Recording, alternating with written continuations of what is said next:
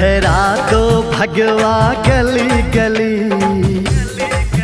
लहरा दो भगवा गली गली, श्री राम की सेना आई है, श्री राम की सेना आई है। हर तन भगवा हर मन भगवा, भगवान ने धूम मचाई है, श्री राम की सेना आई है, भगवान ने धूम मचाई है, भगवान ने धूम मचाई है। जब जब उलझी है हिंदू से दुनिया ने मुंह की खाई है, लहरा दो भगवा गली गली, श्री राम की सेना आई है, भगवा लहरा दो गली गली, श्री राम की सेना आई है।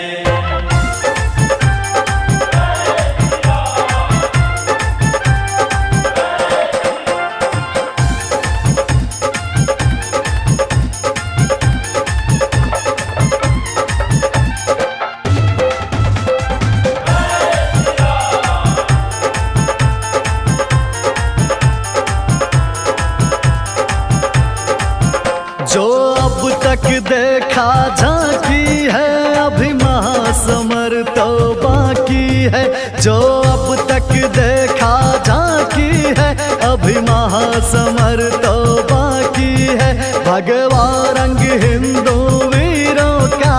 हिंदू से शान धरा की है, ये हिंद देश है हिंदू का,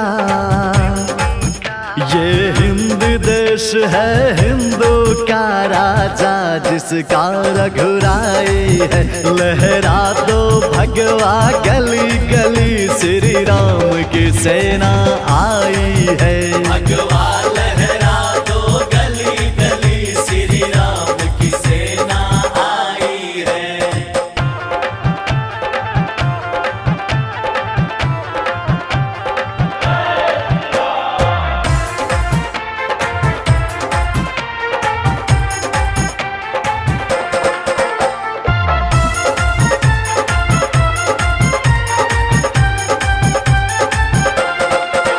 हम जब अपने पर आएंगे, इतिहास नया लिखवाएंगे, हम जब अपने पर आएंगे, इतिहास नया लिखवाएंगे, हमने तो समंदर बांध दिए, तुम्हें चुल्लू भर पी जाएंगे, अब खैर नहीं गद्दारों का,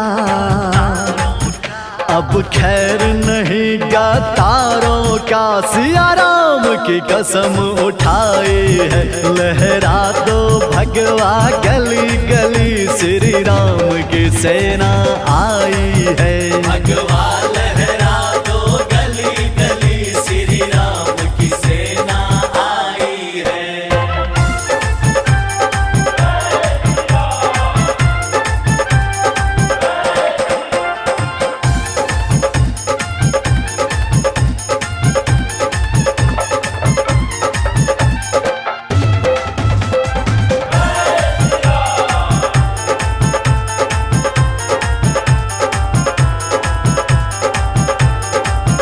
हम बजरंग जैसे मतवाले, भगवा पर हम मिटने वाले, हम बजरंग जैसे